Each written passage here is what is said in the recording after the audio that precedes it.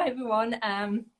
It's Claire here. If you don't know me, this is our Instagram live. I'm going live with Renee Van Hoy. I did just see a request come up. Oh, there we go. Accept. Let's try that.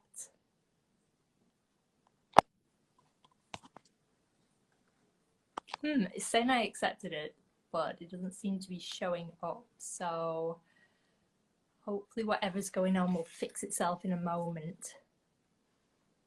But thank you everyone for joining. Let me see what I can do here.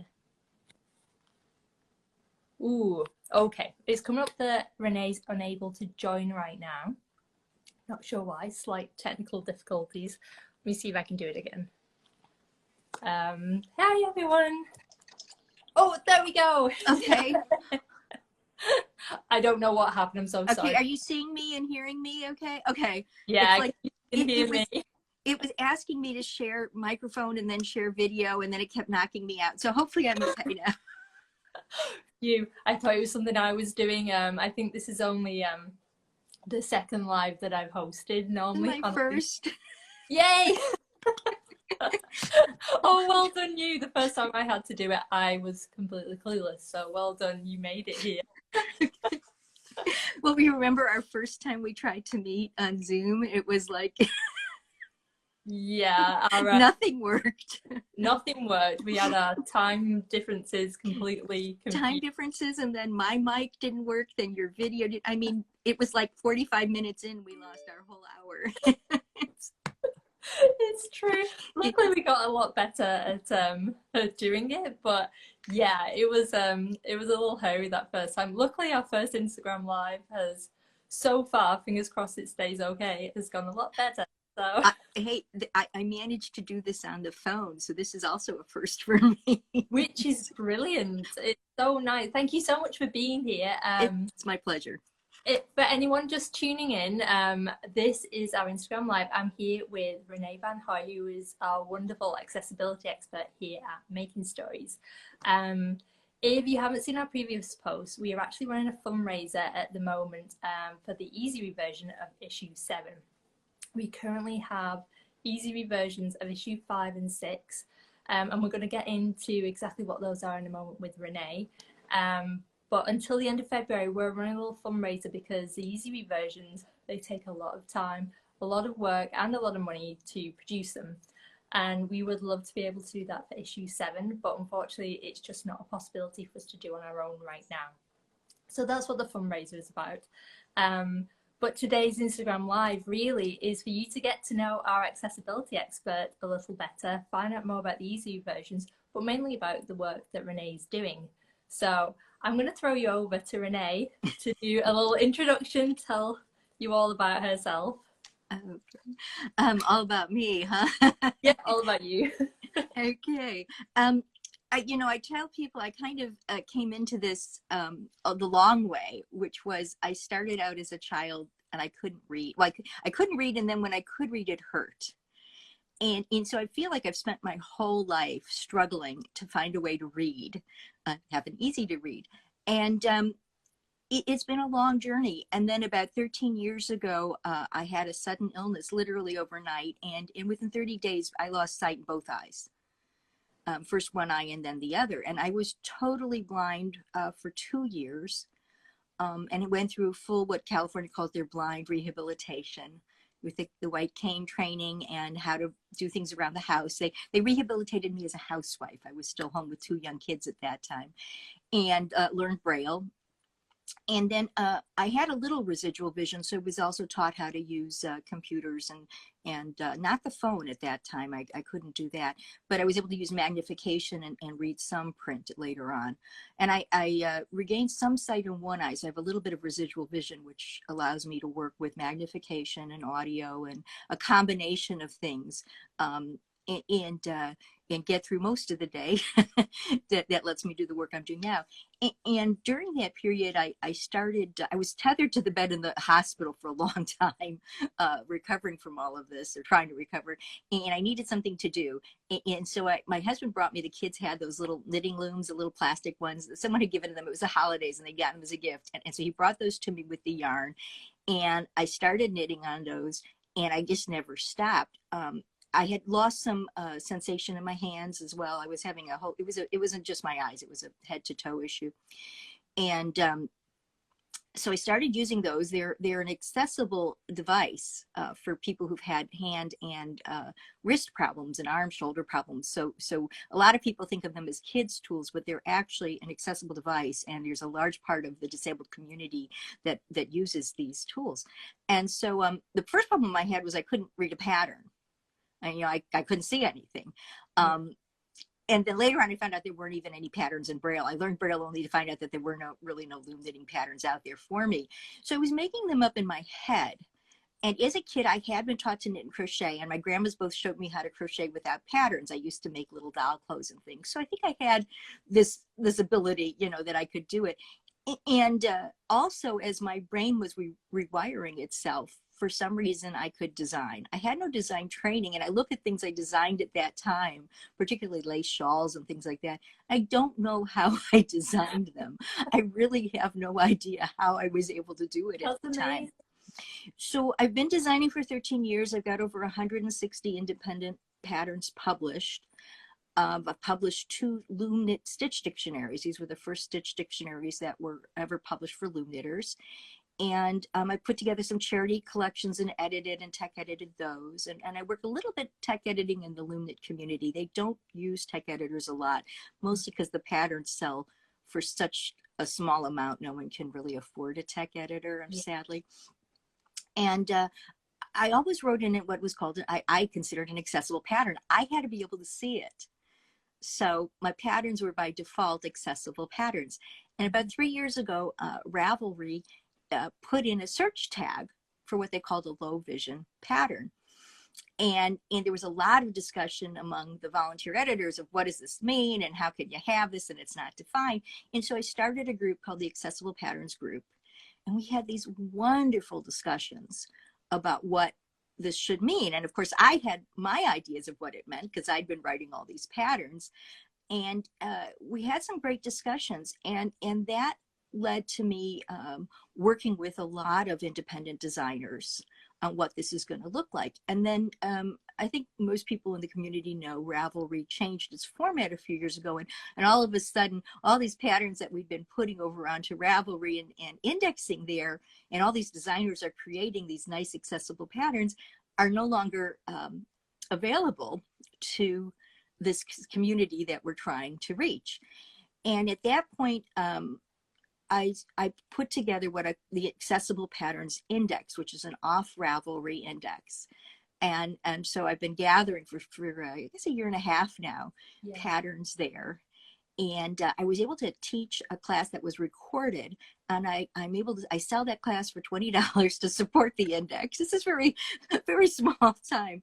But then people started encouraging me, and I started reaching out to publications and to all kinds of things. First to get some publicity for the Accessible Patterns Index, but then the response was, well, would you help us? Could we make an accessible publication? And of course, I'd always dreamed of this, that we could have accessible publications, but it was a dream. I never dreamed it would really happen, that people would be willing to take this on. And Hannah Lisa, the publisher of Making Stories, was the first person. And what she said to me at the time just really, it filled my heart. I think I practically started crying at the time, but she said to me, we're working so hard to create such wonderful content, and there's all these people that can't use it. And I think that a lot of people, think that if you're blind or if you're disabled in any way, you can't craft. And the opposite is true. These are amazing crafters. They're amazing crafters. Often they'll knit, they'll crochet, they'll loom knit, they'll paper craft. I mean, they do everything. And and so the one thing they didn't have were magazines. There's some audio magazines that are provided by in the United States by the National Library Service, But when you get, let's say, an audio crafting magazine, and it gets to the part of the pattern that says, now work rows 1 through 10 in chart A, Yeah. well, there's no chart A. Exactly. It's gone. It's nothing. And beyond that, you know, it'll be reading the abbreviations, and a lot of those abbreviations use things like brackets and parentheses, dashes. Those are not often are not picked up by what's called a screen reader. So they're not able to see that, they're not able to read that, and they're not able to understand these abbreviations, and they're missing repeats. So basically, these patterns never worked for them. Exactly. They were never clear. So one of the things I did is start to say, well, we need to make these clear. We need to make these understandable. And that's harder for a knitting or a crochet or a loom knitting pattern. That takes time. Yeah. And it takes a lot of time. It takes a lot of time. And for a publication where, you know, you want everything to be just perfect, it means that not only do you and I go through and we edit the documents into, you know, and take out all those beautiful fancy charts that they have in making stories. Works of art, but you know, yeah, in 10 sizes, because we're size inclusive, which is fabulous. But you know, you can imagine some of these patterns get quite long. Not only do we do that, but then I listen to every single word, and I make sure that it's read in a way that it's totally understandable. Mm-hmm. We're adding in those directions, and we're making it so that anyone who has a reason that they perhaps cannot use the chart, and that could be somebody with an ADHD issue, a processing issue, not just partially sighted like me or without sight. There's a million people. My daughter's severely dyslexic, so she can't use the charts. So once you have it in these ways, she loves these patterns, by the way. She can see them. She uses a combination of video, so she's magnification, and then she uses the audio on top of that, and the audio highlights each word. So she's getting it in 3 different ways. You know, she's getting. Yeah, so she's able to, you know, and I think a lot of people like that as well, you know, are doing that. So it makes it really nice. So I've talked a long time. And that's the thing, and you kind of touched on, you gave a really good overview of I think that's kind of just the tip of the iceberg a little bit. It's a great overview of what work goes into these versions or an accessible pattern. But that really is a great look at what happens, because it's a lot of work. I remember you mentioned you do your online workshop with designers and yarn companies where you break it all down. You say, okay, this is what we need to do to make a pattern accessible. And I just remember sitting there. I think, was it over 3 hours we sat and had? We did 2-hour sessions, so we did it for 4 hours. Yeah. Well, and I just remember being like, because from a designer point of view, and someone, as I'm a very visual designer, so I rely a lot on charts to start going through, and then, but that realization, which I've had the privilege of not having to think about it before, because my sight is absolutely fine, realizing just how many people, if they do have low vision, partial vision or no vision, are completely locked out of being able to work on these patterns that we create, which we say all the time, knitting is for everyone, but unfortunately not everyone can do it because the patterns aren't accessible to them. So the analysis, I think I told you this, the analysis I've been using lately is, you know, imagine that instead of creating a design, you're building a house, you're a carpenter, and you're building this beautiful house, and you've gone through every detail. The house is perfect inside, all your friends are there, everyone's knitting away, and there's just one problem, which is, you know, you've forgotten to put the door in. Yeah. And so all the people on the outside can't get in. And recently somebody said to me, well, that's not my audience. And I'm like, no, that's wrong. Everybody's your audience, and they could be. Exactly. And of course, what we're doing, we have to do with what we do with a publication is different than what an independent designer would do. I don't want to scare off any designers because there's a range, that's the other thing I teach people is, you know, there's a range of what you can do. And I've been doing for the few people who follow me on Instagram, I've kind of been saying make 2022 your year of accessibility and giving you some ideas. And that idea could be to support a designer, which might even who's doing accessible patterns, even if you don't need them, or it might be to sign up for the updates from Accessible Patterns Index so you can see who's doing it. And in this case, it could be that you support making stories. And one of the things I want to point out to people is that making stories is a small team. And because of that, they don't have the infrastructure that a large publishing house has.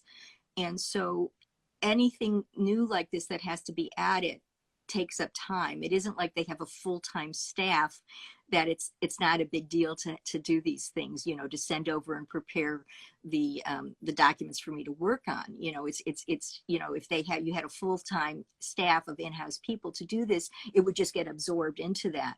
And you just don't have that ability. And I think that's something people may not recognize, that it was you and Hannah Lisa, and then you'd be contracting your tech editors and your specialists like me. And now you just added, you know, finally customer service, and and you finally added, I guess, your tech editor to run your testing and test knitting. Yeah, test knitting. You know, but that's still hourly people, so it's not. Yeah, so I think that's something that you know, maybe people need to understand why this isn't just getting absorbed into this infrastructure that isn't there yet.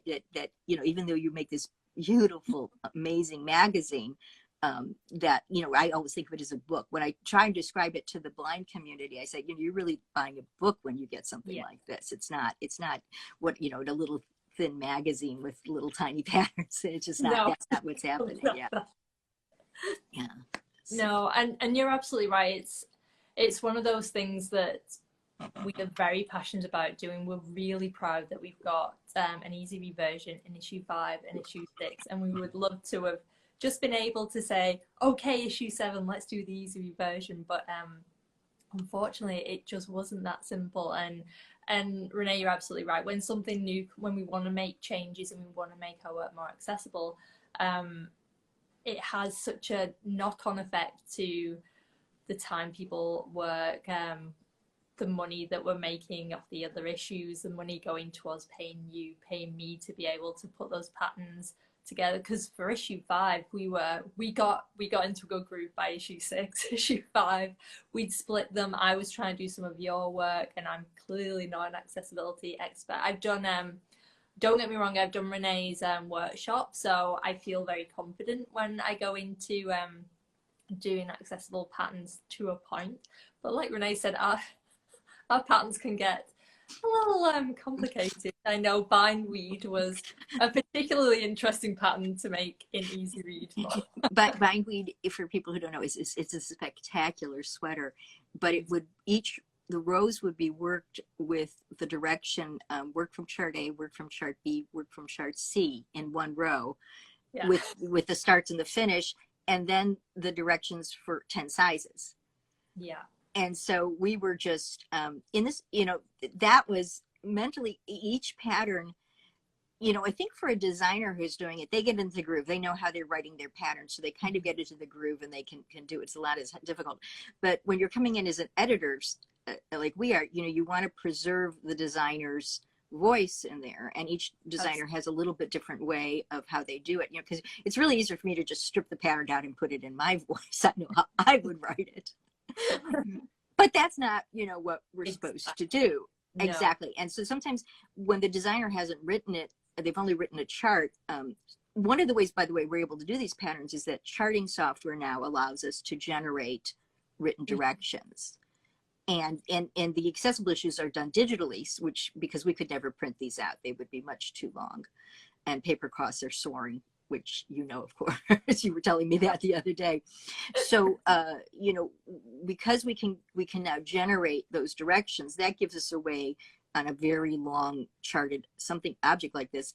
But then we have to start with that one row. And for the users that we're doing, we have to insert each one of those charts into that row, into that direction. So it becomes very long and complicated.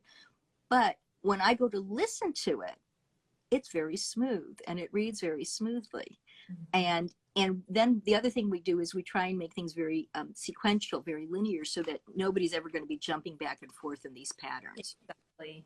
And, you know, because like one of the things, the patterns, by doing this, by taking the charts out, I remember the first time we started working on issue 5, and I think our very first original plan was to have it as one long PDF, exactly how you would get the digital version of the magazine. And we very quickly realized that it was going to be this behemoth PDF because the patterns become so long. I mean, some of them work out, if it's a more simplified pattern, it can work out very smooth and nice and short, but some of them can go on for pages and pages and pages. So well, and that's the benefit of size inclusivity and doing this digitally. But I wanted to say, sometimes people, you've had this come up where we say the pattern, that the charts are gone. The charts aren't gone. They're still there. They're in the original digital issue or the original print issue if you have both. They're still there, and actually they're there for people to use together. They haven't disappeared. It's just that now we've created the easy to read version, and it can be easy to listen to as well. And that can be actually kind of nice. You know, it can be a nice way of using these. It's actually, I think, giving people more options. So they're all still there. Nothing's disappeared. This is in addition to, but exactly. We don't have the charts in the easy to read digital version. But it's still there. If someone wanted to use it, it's absolutely still there for them. It hasn't disappeared. No. So just to clarify, because I have had this come up before when I've been promoting the easy, and I get an email going, but why would you take the patterns out? So say you purchase the print version of our magazine, you will get the print version of the magazine, and you also get the digital download, which is exactly how it's in. It is the digital version of the magazine. All charts are in. It's exactly like the print version, just in PDF. But you also get, it's almost like a second digital version. You get access to an easy read version, and this is the one that Renee and I have been working on. It's where the charts, yes, there are no charts in that one. It's all incorporated into the written instructions. So as Renee said, she can put it together. She can have it all in one smooth document where you can then listen to it on a screen reader, and it's like one lovely smooth thing it goes through. And also to point out, we take a lot of the abbreviations out of these. We're taking out pretty much everything. We take out pretty much everything but the nits and the pearls. We leave the K and the P in there, and we have to capitalize them because a screen reader, when it sees a lowercase p, like if you had Pearl 5, P5, it would read that as page 5. Yeah. So I just want to give you an idea of what this was like for people, you know, listening, trying to read patterns in the past. They'd get to the pearls, and the pearls would read as page. You know, they're not even sure what they're seeing. Confusing. It's really confusing. It's really frustrating. Yeah, and the repeats that we put in verbal repeats. So it'll say begin repeat, or then work, or now work. And instead of saying times like 2x or something like that, it'll say so many times to the end of the row. Yeah, we're putting in those verbal cues. We also kind of change around where the direction might be, so that if you have a sequence, like you work rows 1 through 10, and then it says now work them again, we put that direction in the front. Yeah. So that the person will know that this is going to be a sequence that they're going to have be repeated, because it's really hard sometimes to go back and find those. Even for somebody who's having processing disorders, it's hard to keep flipping back and forth and back and forth. This lets them have a little more flexibility. They don't have to always jump back and forth to find things. Yeah, but it makes it long. Oh, thank you so much. Someone said that this discussion is so interesting. Thank you. I'm glad you're enjoying it. I'm glad. Can I mention that there's another magazine just out there doing this? Yes, too? Please do. I was going to mention. Okay, so because I know you have it available in your shop, and so Making Stories is doing it. So, but there's a new crochet magazine. I'm going to hold it up. Roller Crochet. It's Moret magazine. It's gorgeous. It's gorgeous, and it's actually physically, you know, the same kind of thing. It's like getting a book. We did the first issue came out last fall, and I am currently editing the patterns for the second issue. Excited. Yeah, so it's very exciting, and I love that there's one crochet and one, you know. I know it feels really nice. It'd be lovely if there was a lot more knits. It would be lovely, especially because I'd love to see some of the, you know, the ones that are more online, because, you know, they're set up for it. They're bigger. I look at them and I look at their patterns, which aren't as long and aren't as complicated. I think we could do this. We could do this. You know, and you know, but it's like anything else. It's like when they first wanted to put ramps on buildings or cuts in the sidewalks so you go down it with your wheelchair. You know, everybody just objected, and now that's, you know, becoming the norm. And so it will take time that's the norm. But every day there are these amazing independent designers putting out their patterns, and it's the small ones for the most part. There's very few that are the largers that are doing it, but a few are. I push them. I push them a lot. And I know it's difficult. And I'm glad that Renee mentioned more there, because that's what this Instagram Live is also about. Yes, it's to tell you that we've got a fundraiser going and we'd love to do issue 7. But it's also just to talk about accessibility in knitwear as well. And as Renee's doing on her Instagram, you can just change. It's like we always say about sustainability. You can't do all the things all at once. It's just not sustainable. But you can do one thing.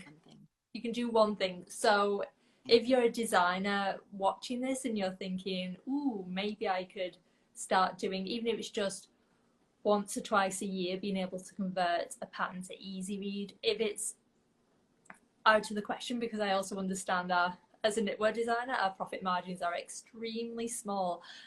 So to start asking people to add another thing on, if you're not in the position to it, I totally understand that. And that's where promoting other people who are doing it, and to if someone's got an accessible pattern, someone on Renee's Index, to go along and say thank you for an accessible pattern, let them know that you appreciate their work, maybe purchase something from them, and yeah, to promote it through that way. Check out more. It's amazing. If you're a crocheter, it's making me want to.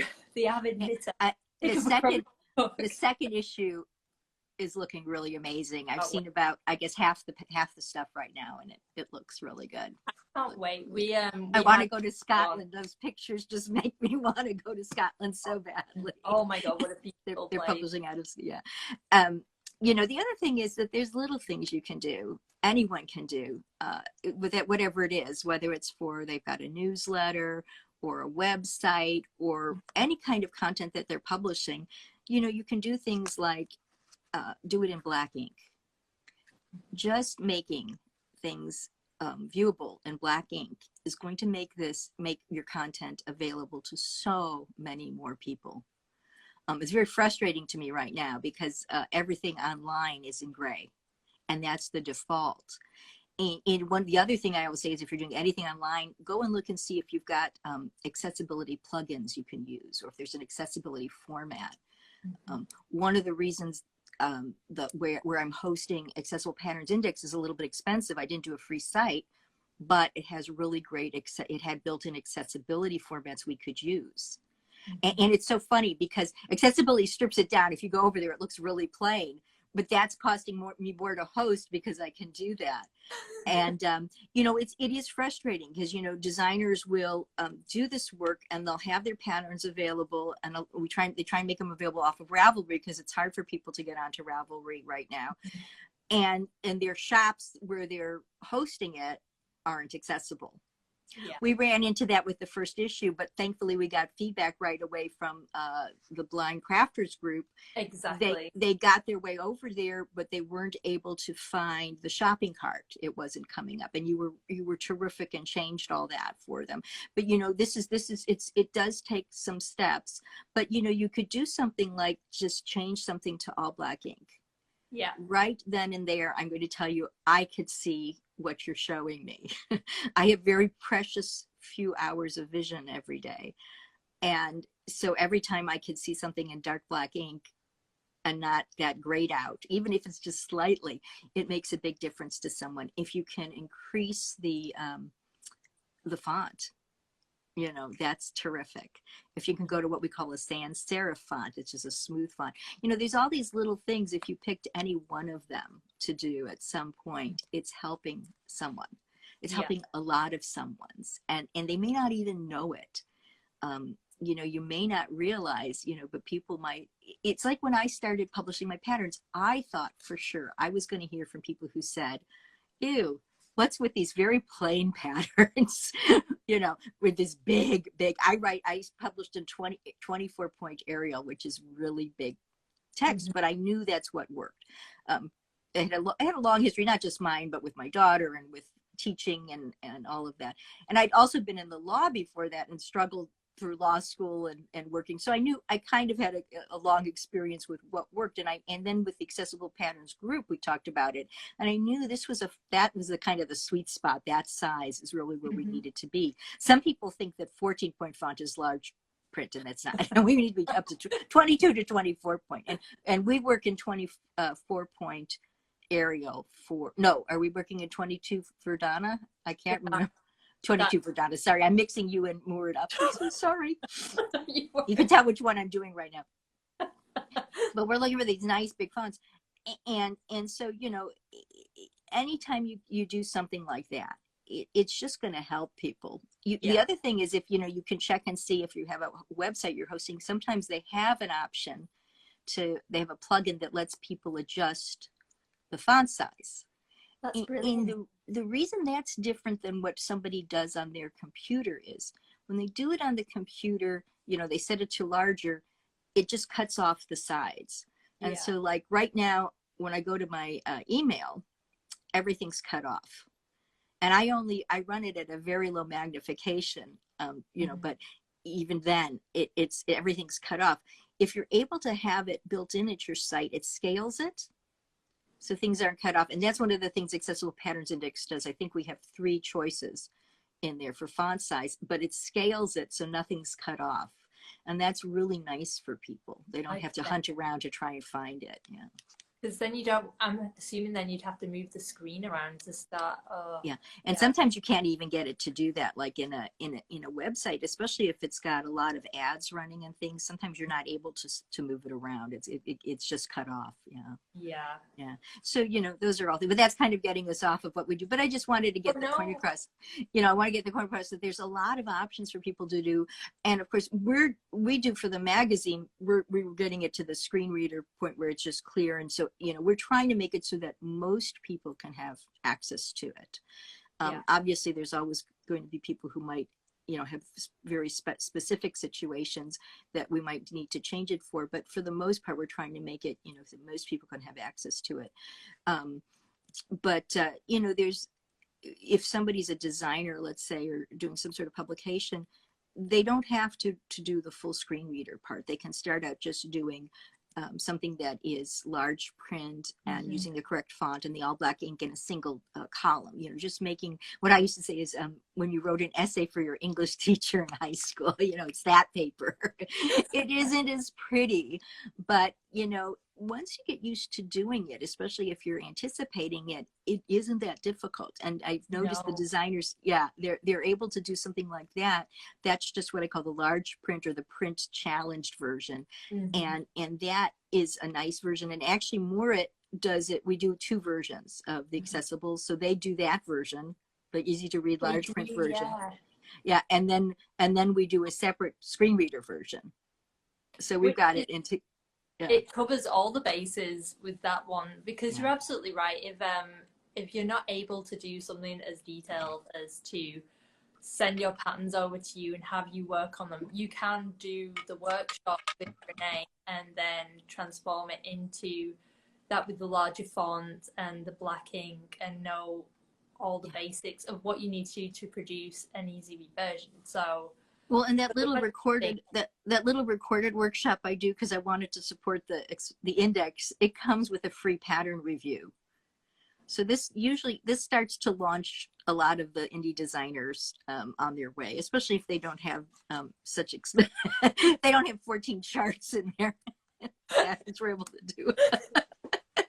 Which most people don't. It's funny from now on because since we did issue 5, I think whenever we do a call for submissions as well, I'm kind of like, oh, through my easy read lens, sometimes going, oh, that would be a trick. It doesn't stop us putting them in at all, but it's funny how it like pops up in my brain now. It's on my radar, whereas before I kind of get into the, oh, how would we transform that into easy read with all those charts in and things, which is a really interesting way to look at things. It's if you like to do puzzles and problem solving, Yes. converting a pattern to easy read, which is something I really enjoy doing. I like to do problem solving things.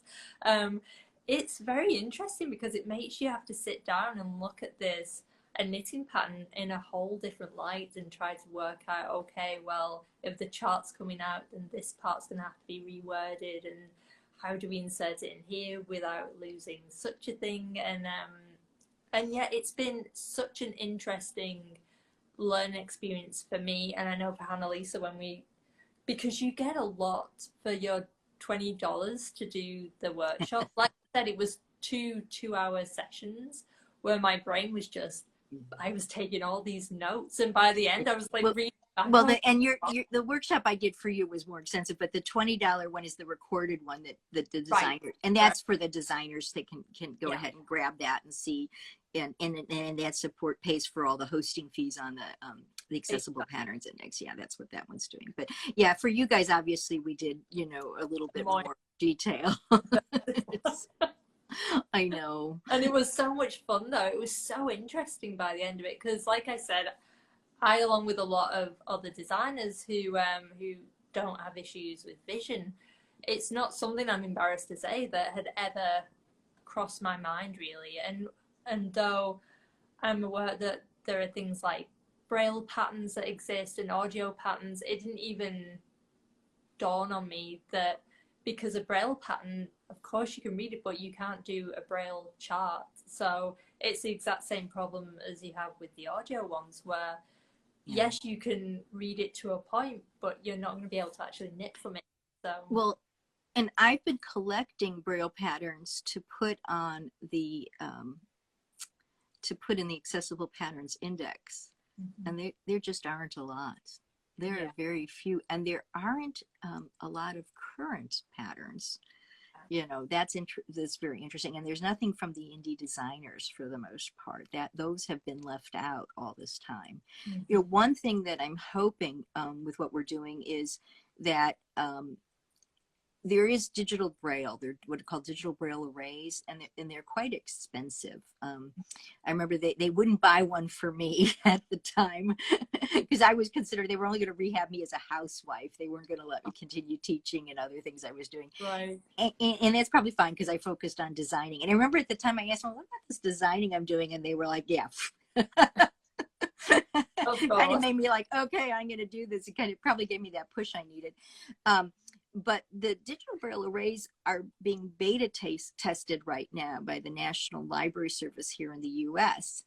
And hopefully, if they decide that it's something they're able to do economically, they'll become available to their patrons. Oh, brilliant. And so it's a possibility that digital Braille will become a format that we can do it. And that will be, it's a text format. So these very cleanly written patterns that we're doing, especially the screen reader patterns, I think, will work hopefully with that format. So it's not something that we're getting ready for at this very moment because they're not quite available, but that's something that I'm hoping for. But as I gather together the Braille patterns, there really aren't that many. And actually National Library Service just announced, I guess they have one knitting magazine that they do in Braille, but I'm not quite sure if they actually I'm not quite sure if it's a magazine that doesn't use charts or how it quite works. When I try and explain to the blind crafting community what it is I'm doing and what we've been doing with, especially with the screen reader patterns, they really didn't understand that we were taking out all those abbreviations. I mean, this was just, they never thought that anyone would do this for them. And so it meant a tremendous amount. It meant a tremendous amount. Um, and you know, and they're such an active community, and they're just a really active community.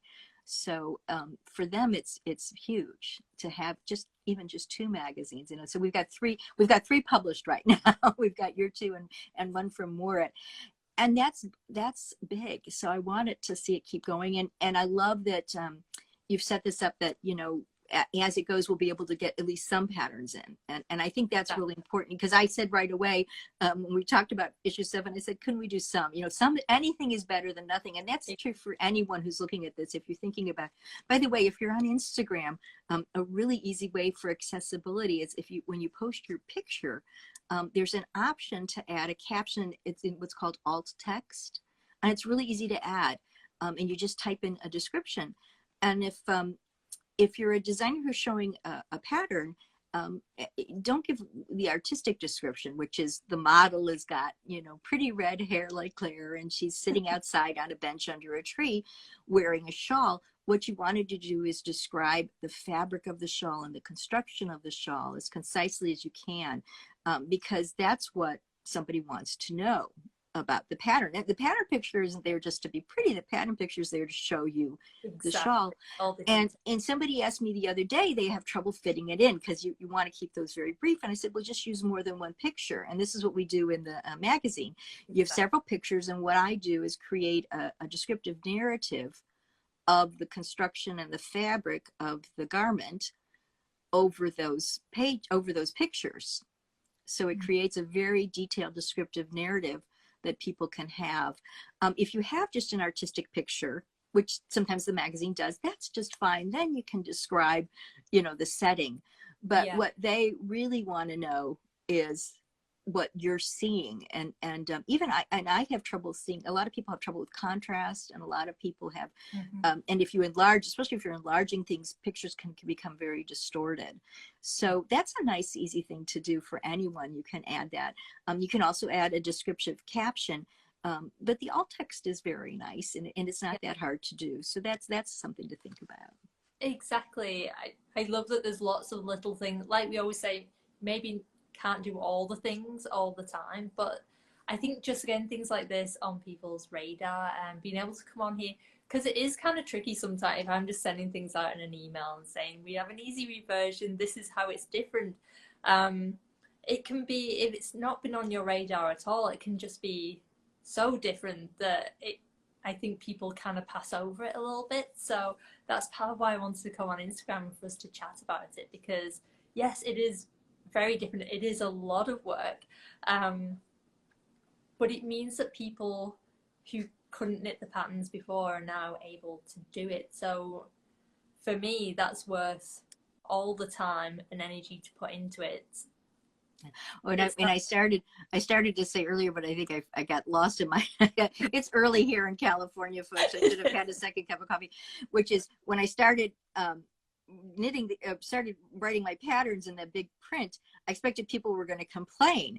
And instead I started getting messages saying, your patterns are fabulous. I could never understand a pattern before, but I can knit from your patterns. And at the time I thought, I am way too new of a designer, you know, self-taught. My patterns aren't that great. But what I was realizing is that these are people who had processing disorders. And so for some reason, they're not able to see and process or follow, or they were dyslexic. It was something that was going on. And when they got that great big large print, all of a sudden it's clicking for them. And so I've never had a complaint over the years of anything being too big. And so that kind of told me right away that things were working for people. You know, that was one of the things I saw. And I think if everyone who's listening to this and watching this thinks about it, there's somebody in your life that probably benefits in some way from this, whether they've got maybe they're older with macular degeneration, or you know, they've got diabetes and their eyesight is fading, or there's somebody who has ADHD or another processing disorder, or dyslexia. There's just so many different things, or dysgraphia. which is dyslexic, but it's numbers, and that my daughter has both dyslexia and dysgraphia, which is why she needs the large print and the audio together. And she's also autistic, and so all of this helps her focus and process things which she couldn't before. And so there's so many people that can benefit from this. And think of all the people who just don't like charts. Exactly. And so right then and there you've got this, and you can just work through the pattern, because they'll feel long, because when we expand the size and everything, they get long, but you're not constantly flipping back and forth. They're pretty linear. So I think for knitting, that is a very nice way of looking at it. Give it a try. And we've seen that. You've caught it when people send in pictures and they're knitting something, and you look in the background, you can see what they've printed out is the easy to read version, because it's just easier to look at for them. Exactly. And that's the thing. If you don't like charts at all, then definitely check out these reversions of patterns, because it's just all incorporated in there. And one thing I will mention is one of the ways that it differs from how you normally would get your digital version is we did have to set up slightly differently, because as we mentioned before, the PDF got huge. It was so long, and we thought it's going to be so confusing if you have to keep going back and forth, then trying to find your pattern and all the rest. So the way we've done it is it's actually split up into different files. So when you get the easy read version of the magazine, you get it via email as a link to a Dropbox folder.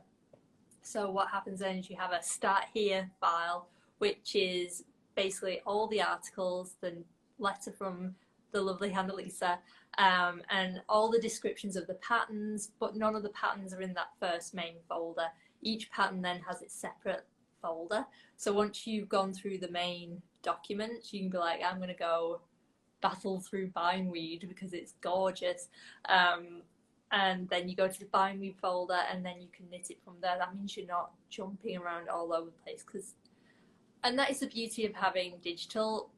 You can make the font as large as you like, because you have as much room as you like. You can make it as long as you want to. So I'm always a big fan of the large font, because it's digital. You can just keep going forever. But it was getting a little bit hairy with just how long it was going into like one PDF. So that is one way that it will differ slightly from the way you receive the digital version of the regular digital version. But other than that, it's exactly the same in that all the patterns are there, the same patterns, the same articles, the same lovely note from Annalisa.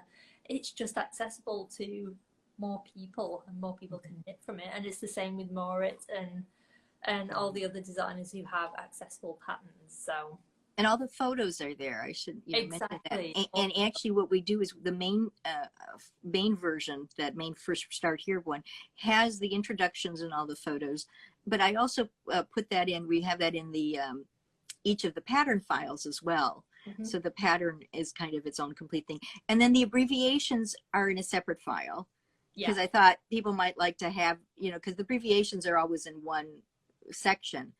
And that was nice for us. And the abbreviations change a little bit too, because we take so many out. Yeah, abbreviations anyway. But we still have a stitch guide with all the definitions of what you're doing, and because a lot of times we had was it issue 6 had like 3 or 4 different kinds of bobbles. Everybody had a different bobble. It was the bobble issue. Yeah.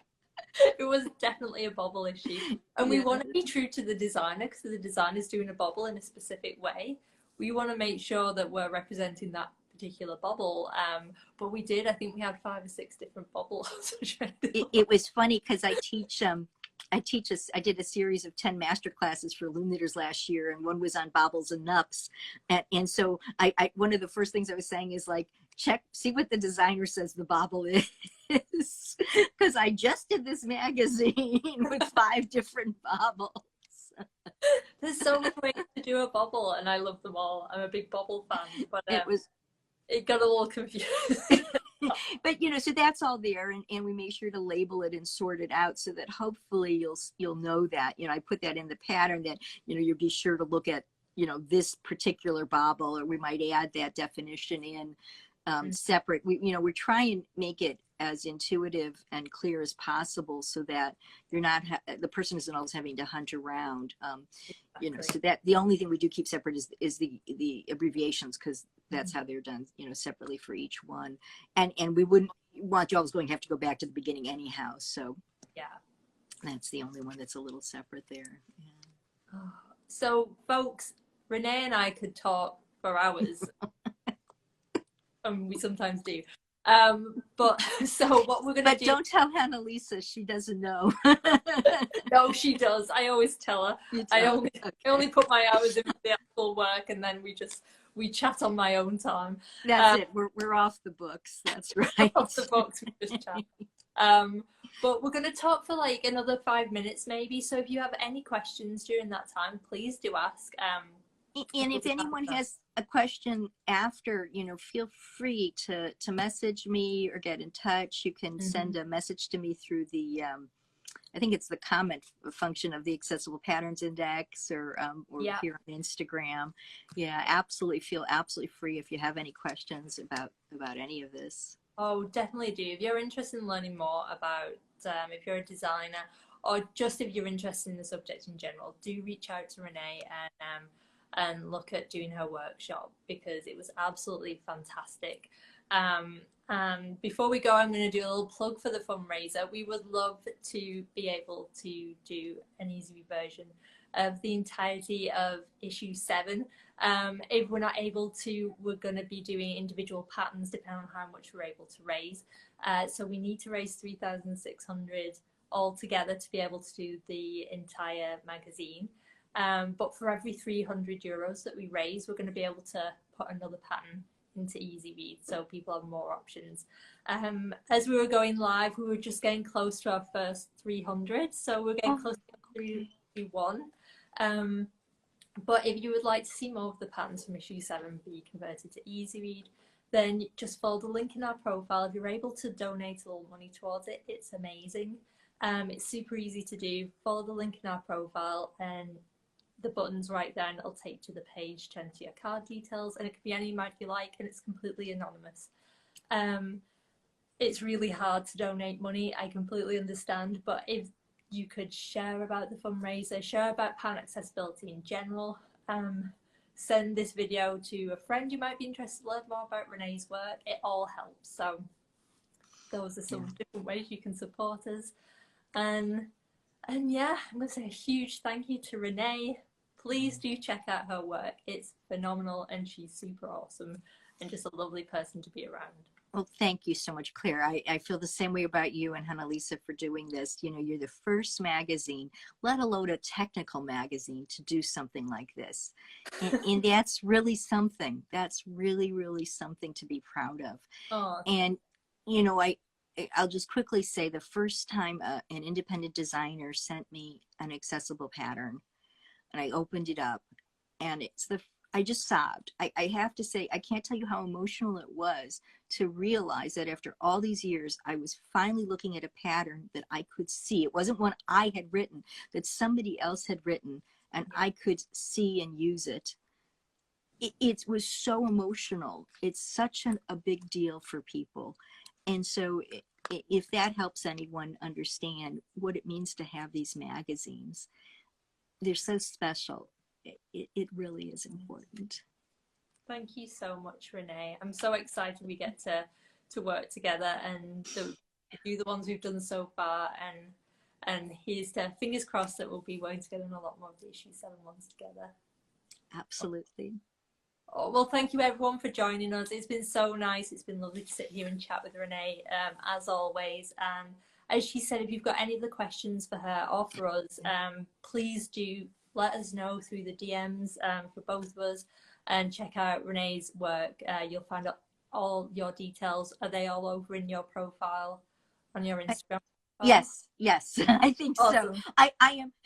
I'm low tech, I have to tell everyone, but I'm rvanhoy1 here on Instagram, so hopefully. If for some reason you're having any trouble getting in touch with Renee through her channels, you can always just email me directly at claire@making-stories.com, and I'll be sure to get your message to Renee also. All right. Mwah. Have a lovely rest of the day, Bye, Renee. everyone. Thank you. For joined in. And we'll see you soon. Bye. Bye.